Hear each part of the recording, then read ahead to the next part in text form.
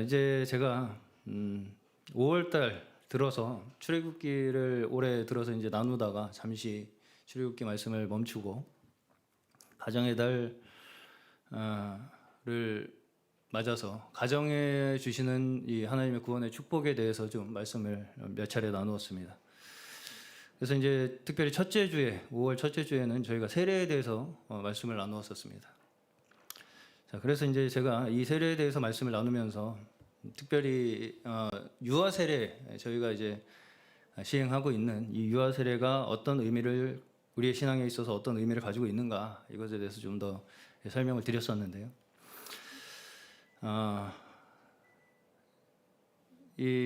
사실은 우리나라에 있는 교회에서도 몇몇 특수한 교파를 제외하고는 거의 대부분의 교회가 이 유아 세례를 시행을 하고 있습니다.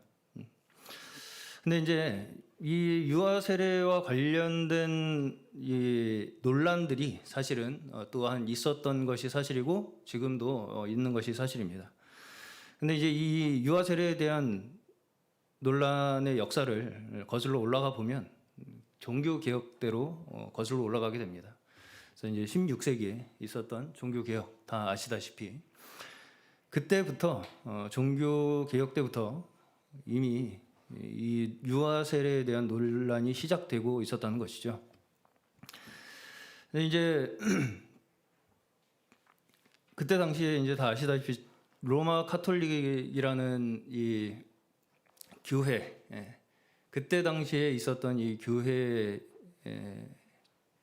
세력, 교회 세력과 그때 당시에는 국가의 제도가 나눠 있지 않았어요.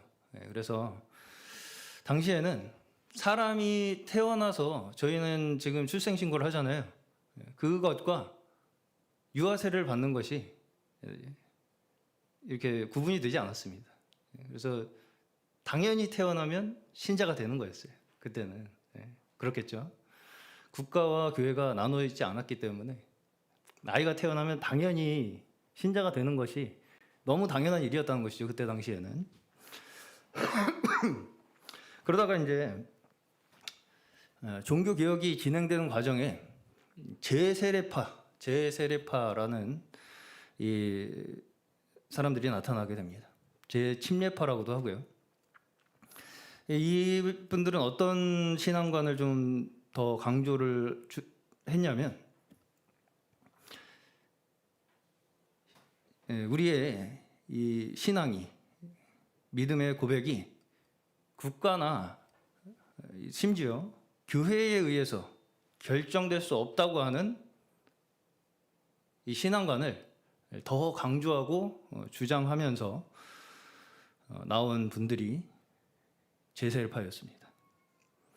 그러다 보니까 이분들은 비교적 신앙에 대해서 개인적, 내 개인의 자율성과 결정권을 더 중요하게 생각하는 분들이 재침례파였어요. 내가 내 의지로 내가 결정하는 것이다. 신앙과 믿음이라는 것은. 그래서 이제 그런 논리가 바탕이 되어서 그분들은 유아 세례를 반대했어요. 왜? 이 아이들은 자기의 의지로 자기의 결정권으로 신앙 고백을 할 수 없는 아이들이, 그런 아이들에게 세례를 베푸는 것이 이게 옳지 않다. 그래서 당시에 유아 세례를 받았던 사람들이 다시 세례를 받은 거예요. 유아 세례를 받은 사람들이 다시 세례를 받았어요. 그러면서 붙은 이름이 재침례파였습니다. 재세례파. 이 사람들은 다시 침례받은 사람이, 다시 세례받은 사람들이다. 전에 자기들이 받은 유아 세례를 다 거부하고 이제까지 국가든 교회든 그 전통 속에서 받았던 그 세례를 다 거부하고 우리의 내 결정과 내 의지에 의해서 고백한 그 신앙에 입각해서 다시 세례를 받은 사람들. 그래서 재침례파가 된 거예요, 이름이.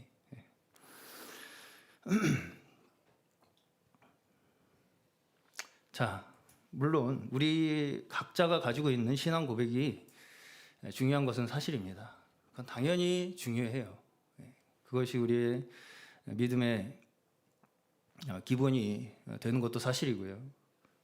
그럼에도 불구하고 이것이 너무 극단적으로 치우치게 되면서 구원이라는 것을 우리가 얻게 된 이 구원이라는 것을 오로지 각자의 선택의 영역으로만 보는 것 또한 잘못하면 어떤 문제가 거기서 발생할 수가 있게 되냐면, 하나님께서 우리에게 베푸신, 하나님께서 일방적으로 우리에게 베푸신 그 주권적인 구원의 은혜에 대한 믿음이 약화될 수 있다는 문제점을 거기에 가지고 있게 됩니다. 내가 선택해서 내 의지로 신앙 고백해서 나는 내가 구원받은 것이다 라고 하는 것이 너무 강해지게 되면요, 하나님의 은혜로 말미암아 우리가 죽을 죄인이 구원받았다고 하는 그 주권적 은혜에 대한 구원의 믿음이 약화될 위험성이 거기에 또한 있게 된다는 것이죠. 자, 말하자면 이분들은 스스로의 믿음의 결단과 그 스스로의 의지에 의한 고백을, 신앙 고백을 통해서 완벽하게 구원받은 사람만 우리는 선별해서 그 완전한 신자들로만 구성된 교회를 우리는 이루겠다. 이런 논리가 이제 이 분들의 이 생각 속에 깔려 있게 되는 것이죠. 네. 그렇겠죠? 무슨 말씀인지 아시죠? 네. 우리의 교회, 우리 이 공동체 속에는 완벽하게 우리가 선별해서 신앙 고백, 그 사람의 완벽한 의지와 완벽한 결단을 통해서 그 사람이 구원받았다는 확신을 우리가 모두가 다 정확하게 판별한 가운데에서 우리는 세례를 베풀고 교회의 일원으로 인정하겠다. 이런 이제 하나의 전제가 그 안에 깔려 있게 된다는 것입니다.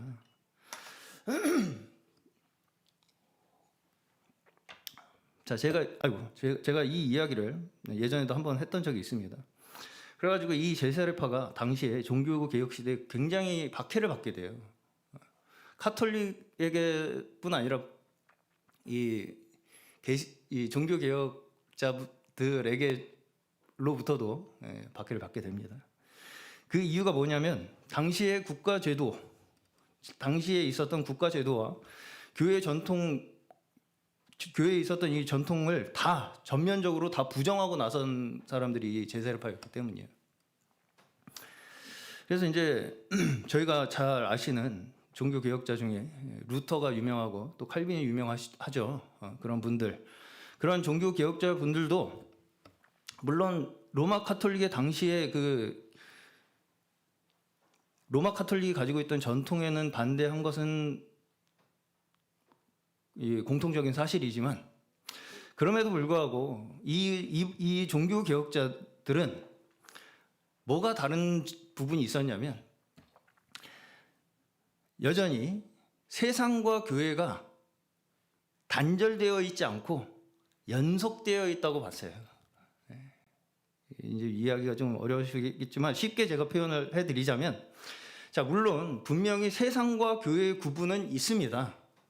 세상과 교회의 구분은 있어요, 분명히. 근데 그 경계를 우리의 기준으로, 우리의 관점으로 설정해서 분리할 수 없다. 그 구분은 누가 하신다? 하나님이 하신다. 이렇게 믿은 것이 종교개혁자들이었습니다.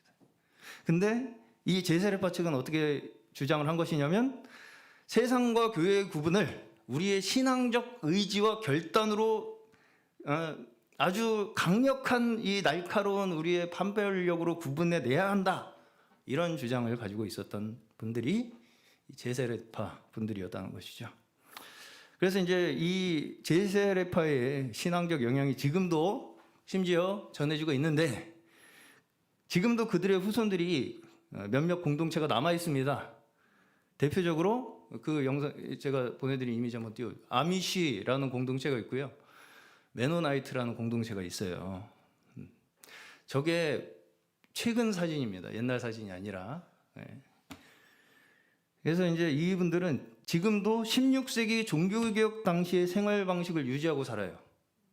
그래서 현대 문명을 다 거부합니다. 말하자면 세상과 완벽하게 우리는 분리된 삶을 살아야 한다. 이런 이제 사상을 가지고 그런 생활 방식을 고수하면서 단절된 생활을 하는 것으로 잘 알려져 있는 분들이 아미쉬 라는 공동체와 메노나이트라고 하는 공동체, 마차 타고 다녀요. 근데 여기도 굉장히 많은 이 분파가 지금은 생겼다고 해요. 그래서 어떤 분들은 뭐 그냥 뭐 별 차이 없이 사는 분들도 많고, 또 이제 좀 보수적인 분들은 저렇게 아직도 사는 분들도 있고 그렇다고 합니다.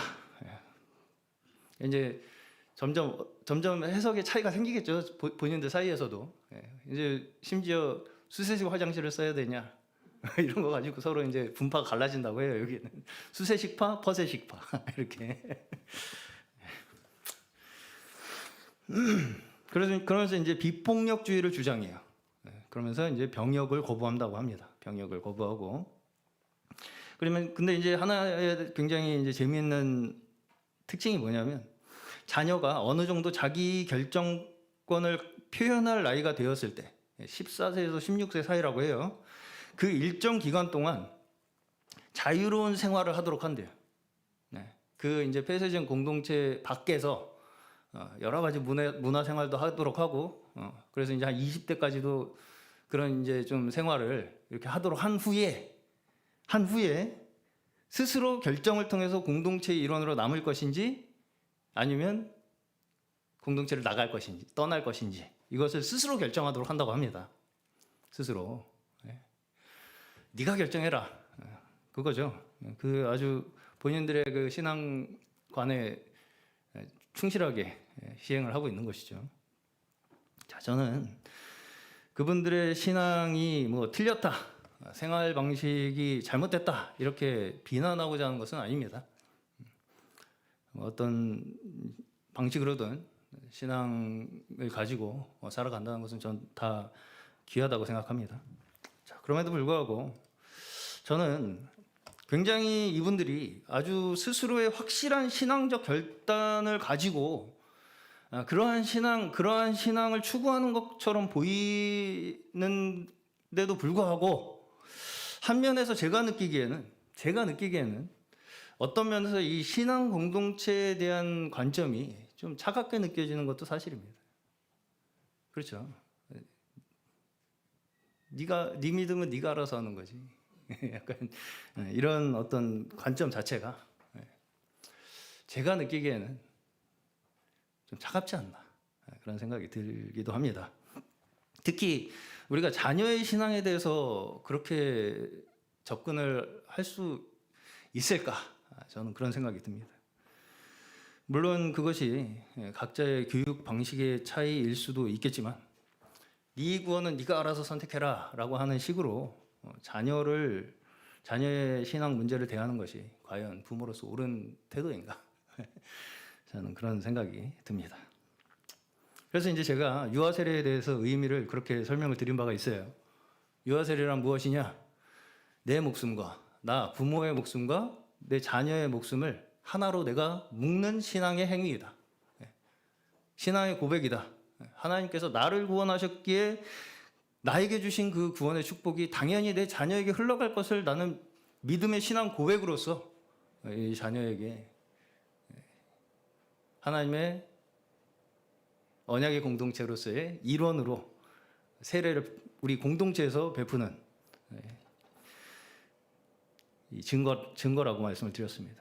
그것이 곧 또한 하나님께서 우리에게 베푸신 사랑의 증거라고 제가 말씀을 드렸어요. 하나님께서 우리에게 나타내신 사랑이 바로 이러한 사랑이죠. 자, 우리가 믿는 구원은 내가 선택해서 얻게 된 구원이 아닙니다. 그렇죠? 내가 둘 중에 하나를 선택해서 내가 얻은 구원이 아니라는 것입니다. 우리의 믿음은. 우리가 얻은 구원은요, 죽을 수밖에 없던 인생에서 하나님의 은혜로 우리를 구원해 주셨다 하는 것이 우리의 믿음입니다.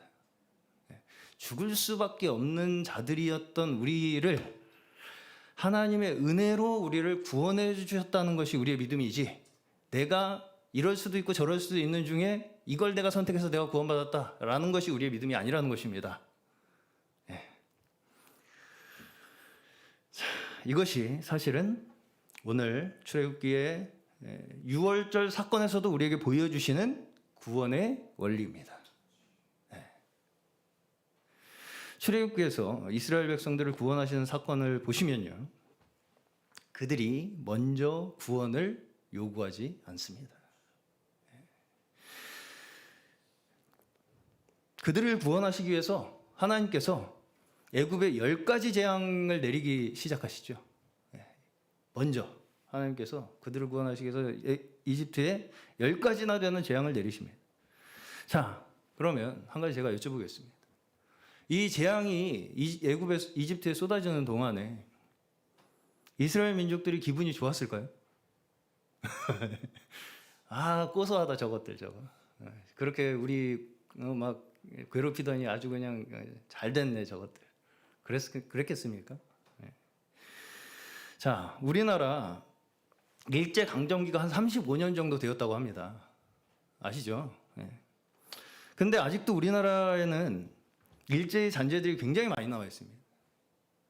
우리 이제 조철환 장로님께서는 공사 현장, 우리 장성윤 장로님도 마찬가지시고, 공사 현장에서 일을 하시면 거의 대부분의 용어가 다 일본어입니다. 노가다도 일본어예요. 아시죠? 현장 책임자 뭐라고 불러요? 오야. 오야지. 심부름 하는 사람? 데모도. 저는 왜 디모데가 공사 현장에 그게 아니라 데모더라고요. 일본어더라고요. 디모데가 아니라. 저는 바울과 디모데 이런 생각을 했었는데.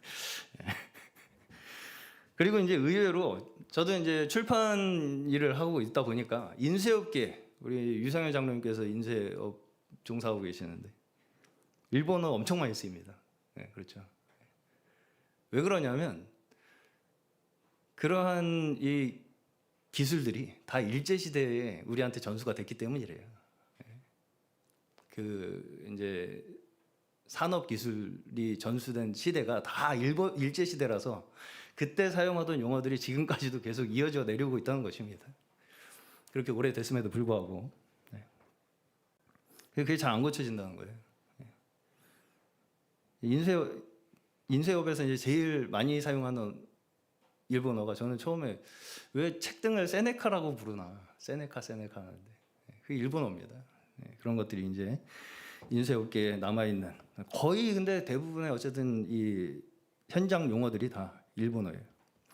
자, 지금 이스라엘 민족은 자그마치 몇 년을 이집트에 살았어요? 400년. 우리는 35년인데도 지금 일본어를 그렇게 사용을 하고 일제의 잔재가 남아 있죠.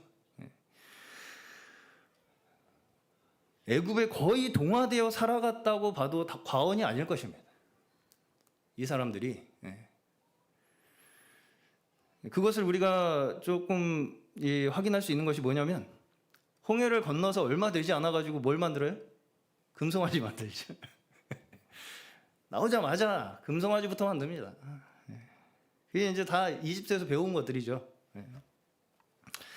자, 그런 상황 속에서 이 이스라엘 사람들이 이집트에 쏟아지는 그 재앙들을 보면서 느끼는 것은 고소함이 아니라 두려움이었을 것입니다. 저 재앙이, 저 불똥이 혹시 나한테 튀면 어떡하나? 그러지 않았겠습니까? 저 사람들하고 나하고 뭐가 다르다고? 그렇죠? 저 사람들하고 나하고 뭐가 다르다고? 왜 저 사람들한테 지금 저렇게 무서운 재앙이 내리고 있는데 혹시 나한테 불똥 띄면 어떡하나? 그리고 이제 10가지 재앙의 마지막이 뭐예요? 장자의 죽음이죠. 장자의 죽음. 이집트의 모든 장자들이 다 죽는 이 재앙이 이제 마지막이었습니다. 그리고 그와 함께 이스라엘 민족들에게 명해졌던 것이 뭐예요? 유월절이에요. 유월절. 자, 이집트의 곡소리가 들리죠. 이스라엘 사람들한테는 지금 이집트의 곡소리가 들리죠. 상상을 해보십시오. 이집트에서 막 전에 어떤 곡소리가 들렸다 이렇게 말씀을 하고 있는데, 그 곡소리를 들으면서 이스라엘은 양을 잡으면서 기뻤겠습니까? 아, 우리는 살았네 이러고 있었겠습니까? 이거 잘못되는 거 아닌가? 이거라도 어떻게 해서 일단은 좀 이거 하라고 하셨으니까 면해 봐야겠다. 잘못하면 우리 장자도 다 죽는다 지금 이거 잘못하면.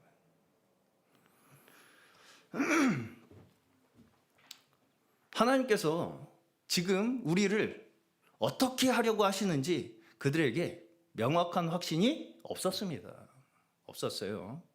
아주 확고한 믿음으로 양을 확 잡으면서 우리는 살았어. 저 싸가지 없는 것들 그렇게 하더니 나쁜 마음 먹고 살더니 잘 됐네 저것들. 그러면서 유월절을 지킨 것이 아니에요. 그 증거로 14장 11절 12절을 보시면요. 14장에 보시면 홍해 앞에서 이제 이집트 군대가 막 쫓아오니까 뭐라 그래요? 이스라엘 사람들이 그들이 또 모세에게 이르되 애굽에 매장지가 없어서 당신이 우리를 이끌어내어 이 광야에서 죽게 하느냐? 어찌하여 당신이 우리를 애굽에서 이끌어내어 우리에게 이같이 하느냐? 내가 언제 나온다 그랬어? 왜 끌고 나와가지고 여기서 죽게 만들어? 우리가 애굽에서 당신에게 이른 말이 이것이 아니냐? 이르기를 우리를 내버려둬라 좀. 애굽 사람을 섬길 것이다 우리가. 그렇게 말하지 아니하였냐? 애굽 사람을 섬기는 것이 광야에서 죽는 것보다 낫겠노라. 자, 이게 유월절을 거쳐서 구원의 확실한 확신을 가지고 있는 사람들의 모습처럼 보이십니까?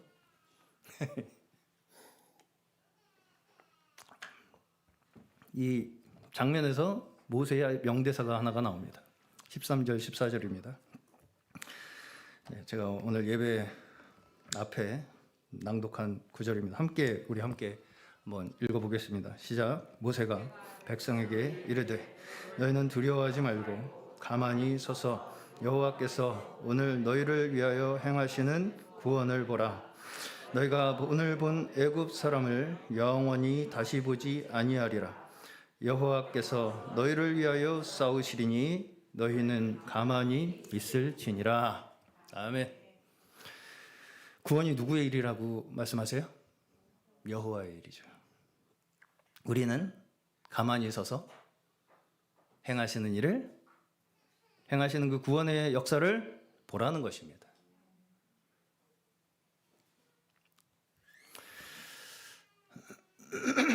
자, 여기에서 이제 우리의 신앙생활에 있어서의 가장 핵심적인 문제가 이제 드러나는데요. 그것이 뭐냐면 분명히 우리가 구원받은 건 사실인 것 같은데, 분명히 내가 구원받은 건 사실인 것 같은데, 근데 그 증거가 우리 눈앞에 완전히 드러나 보이지 않고 있다는 것이 우리의 신앙의 문제입니다.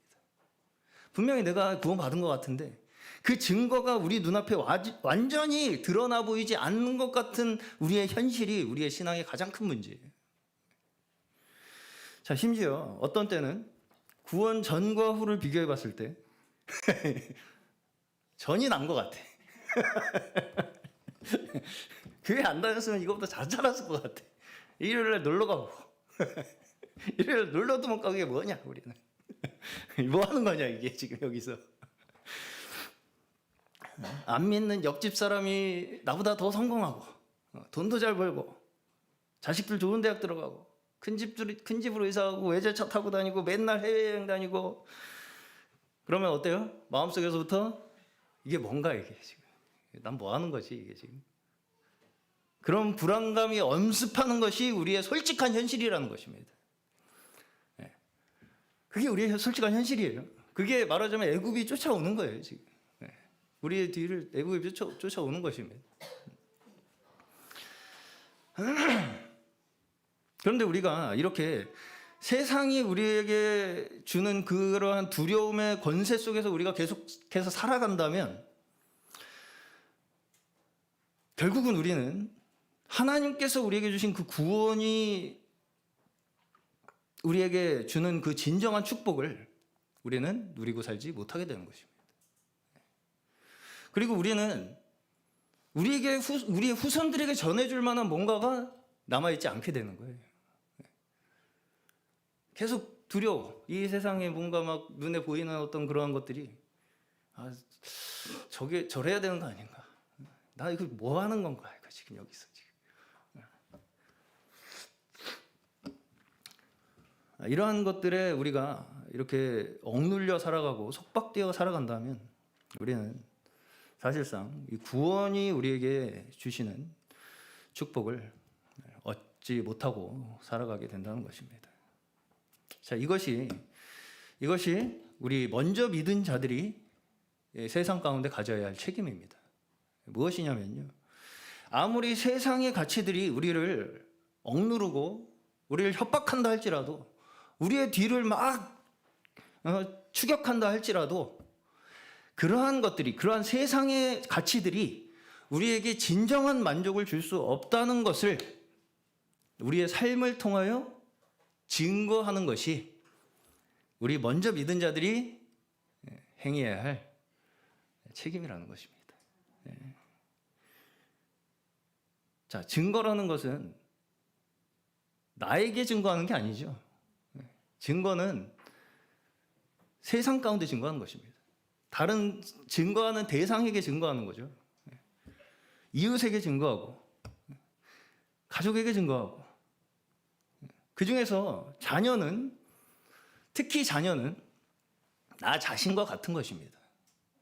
자녀는 나 자신이에요, 사실은. 여기서 장자의 죽음이라는 것이 의미하는 것도요, 그냥 그 사람이 죽어버리면 다 끝나버리잖아요. 장자의 죽음을 보게 함으로써 내 죽음을 거기에 보게 하시는 거예요. 그렇죠. 자기의 죽음을 바라보도록 하시는 것입니다. 장자의 죽음을 통해서. 그리고 그 이집트의 장자의 죽음을 바라보면서 이스라엘은 어떻게 해요? 양을 잡으면서, 그 대신 양을 잡으면서, 우리도 사실은 저들과 같이 우리 또한 죽어야 할 운명이었다는 것을 바라보게 하는 것입니다. 양을 잡으면서 이 양이 죽음으로써 우리가 저 죽음의 저주에서 벗어났구나, 이걸 믿도록 하시는 거예요. 이걸 바라보도록 하시는 것입니다. 양의 피가 대신 흘려짐으로써 내 자손들은, 저들의 자손들은 멸망으로 끝났지만, 저들의 자손이 멸망으로 끝났다는 것은 곧 그들은 멸망으로 끝나게 되었다는 것을 의미하는 것이죠. 그들의 미래는 더 이상 없는 것입니다. 그러나 우리의 자손들은 살아남아 그 생을 이어가게 하신다는 하나님의 축복을, 그 사건을 통해서, 양의 피가 대신 흘려지는 사건을 통해서 경험하게 하시는 것입니다. 자, 오늘 본문 말씀을 보시면요, 이 6월절의 구원이라는 것이 단순히 그 당시 이스라엘 민족만을 위한 일이 아니었다는 것을 볼 수 있습니다. 그렇죠. 12장 23절에서 27절 보시면,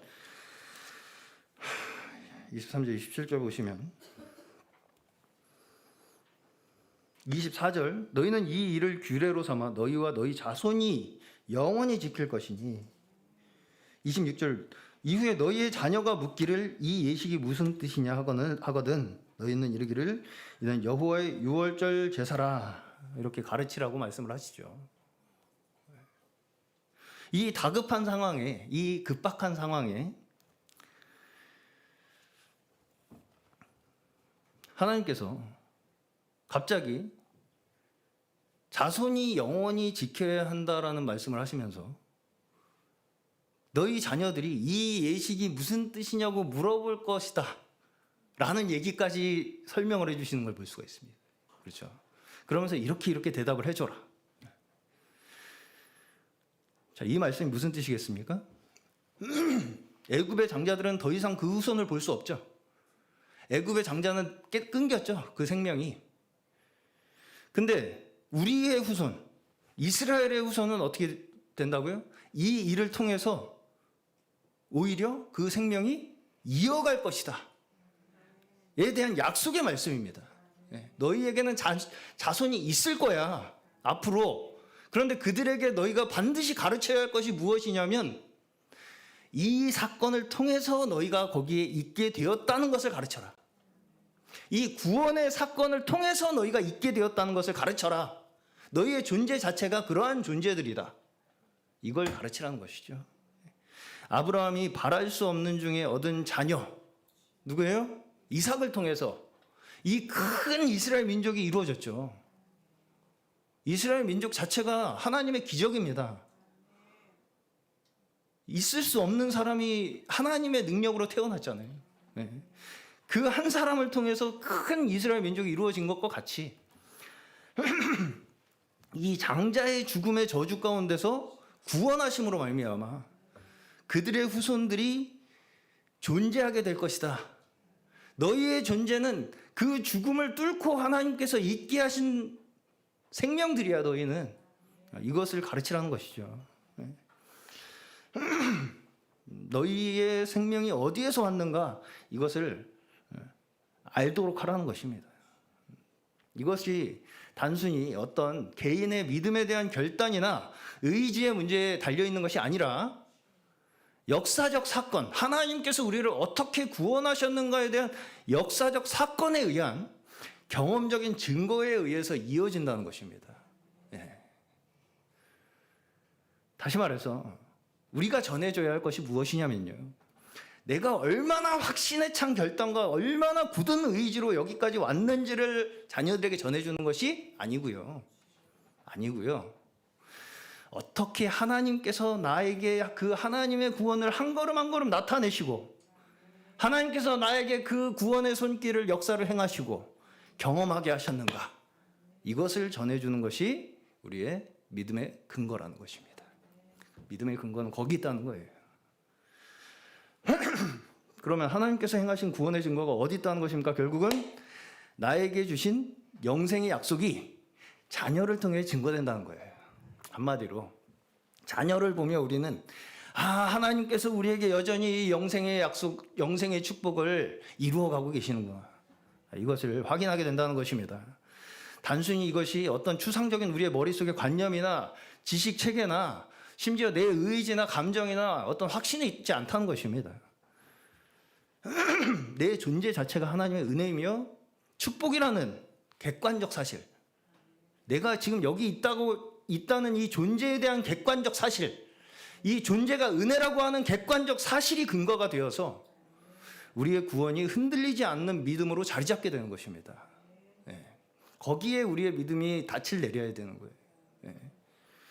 구원의 확신이라는 것은 나 혼자 명상하다가 깨닫게 되는 것이 아닙니다. 혼자 공부해서 얻을 수 있는 것도 아니고요.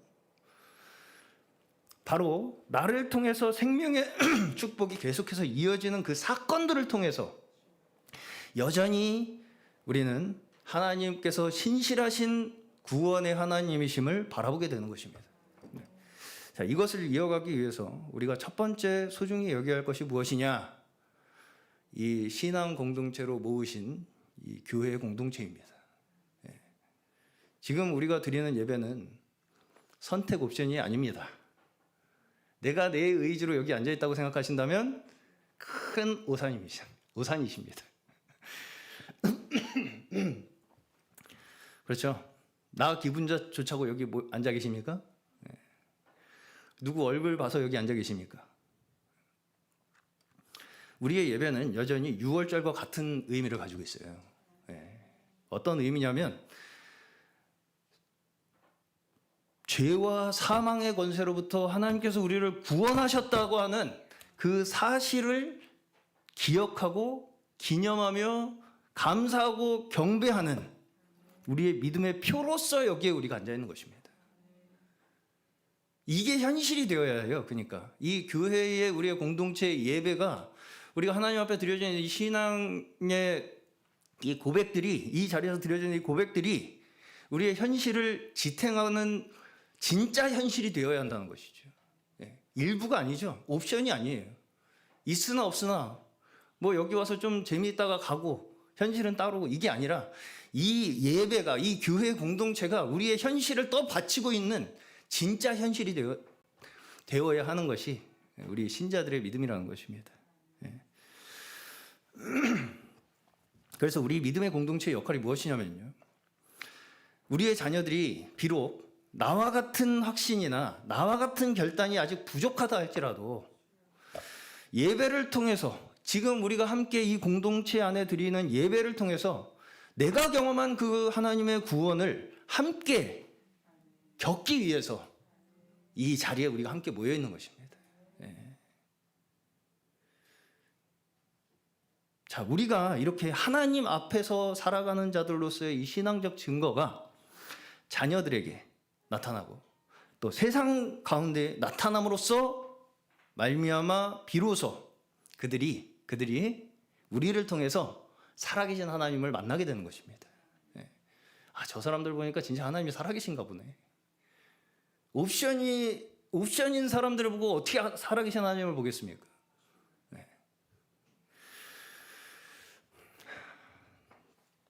예수 그리스도께서 우리를 대신하여 죽으심으로 말미암아 우리가 지금 구원받아서 이 자리에 있을 수 있다는 것이 그것이 우리의 믿음의 가장 큰 증거입니다.